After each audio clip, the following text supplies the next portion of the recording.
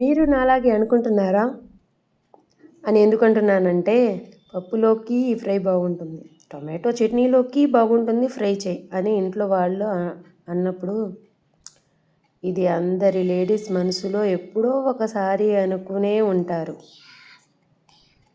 Apple cut చేయడానికి cutter వచ్చింది, egg cut చేయడానికి కట్టర్ వచ్చింది, బట్ దొండకాయలు కట్ చేయడానికి మాత్రం ఎందుకు ఎవరు కట్టర్ కనిపెట్టలేదు దేవుడా అనిపిస్తుంది.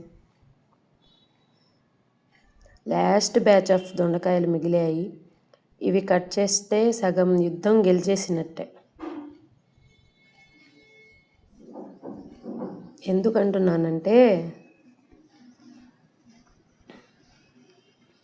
నాకు స్టిచ్చింగ్ చాలా ఉంది, అయినా ఈ దొండకాయల ఫ్రై వల్ల నా స్టిచ్చింగ్ ఆగిపోయింది.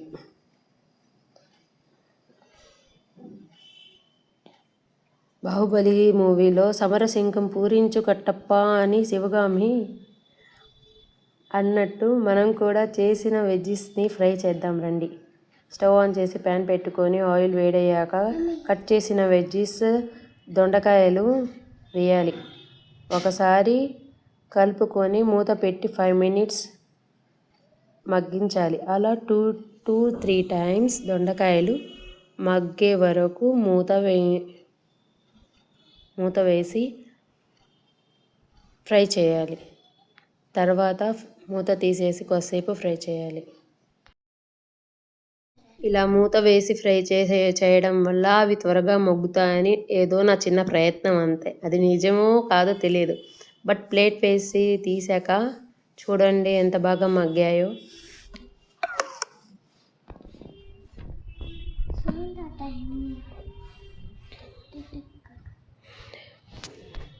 తగినంత ఉప్పు పసుపు వేసుకొని కలుపుకోవాలి.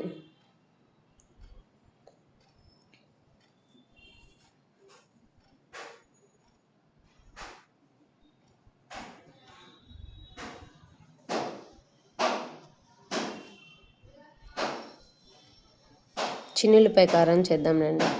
చిన్నులపాయ కారం కోసం చిన్నులపాయలు వలుచుకొని పెట్టుకొని పప్పు కుర్తి ఉంటుంది కదా, దాంతో మ్యాష్ చేద్దాం. ఎందుకంటే అందరి ఇంట్లో రోళ్ళు ఉంటాయని అనుకోలేము. ప్రజెంట్ నాకు ఇదే అవైలబిలిటీలో ఉంది. దాంతోనే కచ్చాపచ్చాగా దంచుకొని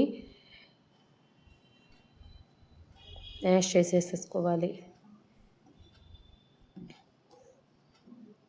ఇలా మ్యాష్ చేసుకున్న తర్వాత దీంట్లోకి తగినంత కారం వేసుకొని మళ్ళీ వీటిని బాగా కలిసే వరకు మ్యాష్ చేసుకోవాలి.